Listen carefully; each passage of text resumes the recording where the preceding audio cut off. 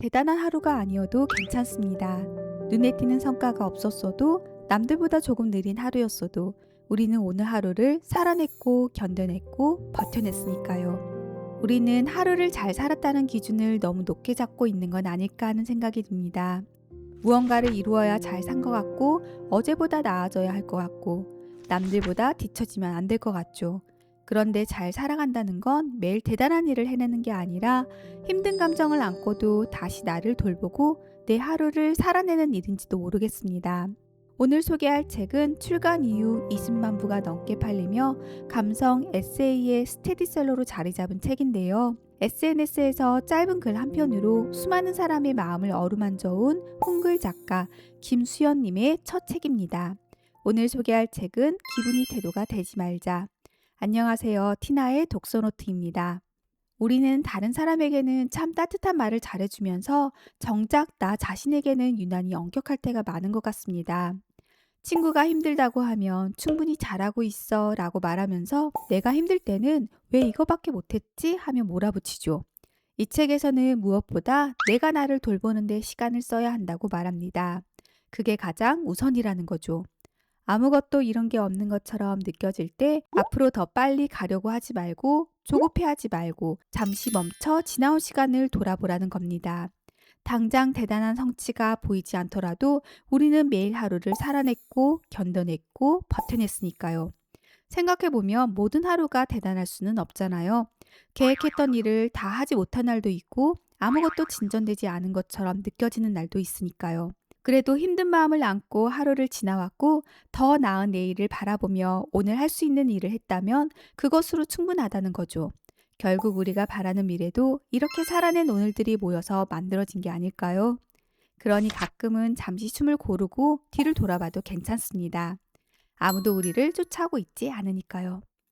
이렇게 나를 다독이는 것과 함께 이 책은 감정을 대하는 방식에 대해서도 이야기하는데요. 감정을 다스린다는 건 무조건 참는 게 아니라 그 감정을 어떻게 받아들이고 어떻게 행동할지를 선택하는 것이라고 말합니다.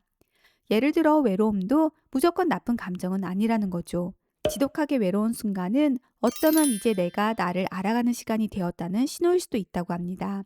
외로움을 무조건 다른 사람으로 채우려고 하기보다 나는 지금 왜 외로운지, 나에게 무엇이 필요한지를 들여다보는 시간이 될 수도 있다는 거죠.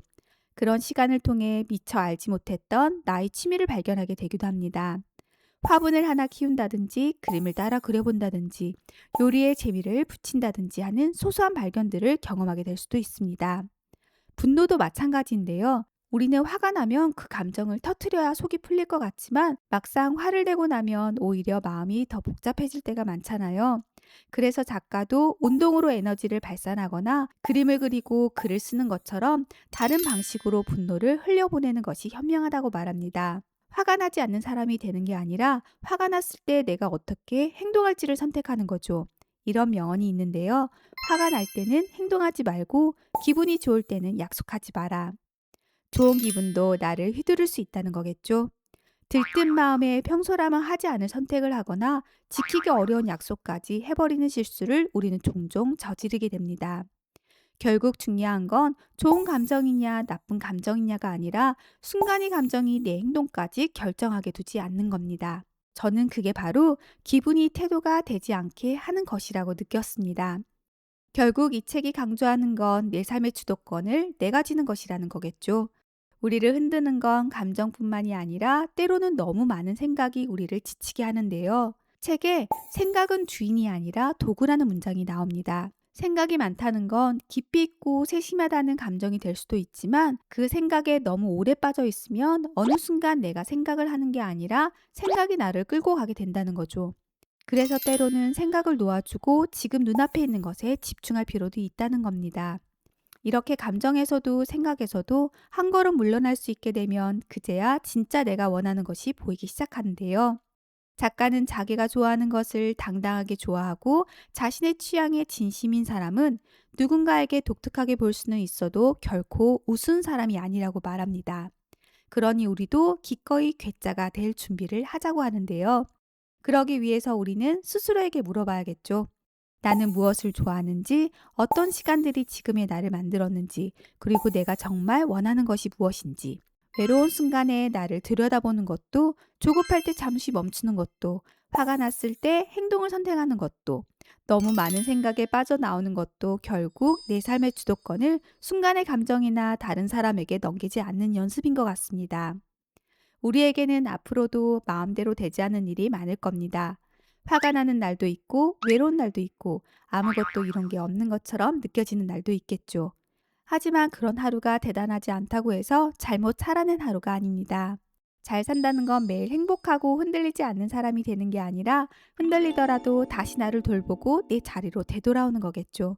그래서 오늘 하루가 별것 없었다고 느껴지셨다면 이 말을 꼭 건네고 싶은데요.